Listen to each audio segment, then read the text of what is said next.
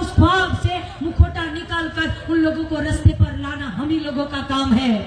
এই লাল ঝান্ডা বিজেপির ঝান্ডার মতন আম্বানি আদানিদের টাকায় কেনা নয়, আর এই লাল ঝান্ডা তৃণমূলের ঝান্ডার মতন সারদার মালিক সুদীপ্ত সেন আর ডিআর লটারির মালিক সান্তিয়াগো মার্টিনের টাকায় কেনা নয়।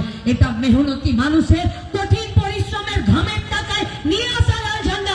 আর এই লাল ঝান্ডা জানে গরিব অসহায় মেহনতি মানুষকে তার নিজের শেকড় সমেত বাঁচাতে, আর বাঁচতে গেলে যেটা দরকার সেটা শিক্ষা স্বাস্থ্য কাজ নিজের মাথা ছাড়, আর তাই লড়াইটাকে আগিয়ে নিয়ে যেতে হবে। আর সেই লড়াই আমরা আপনাদেরকে কথা দিচ্ছি।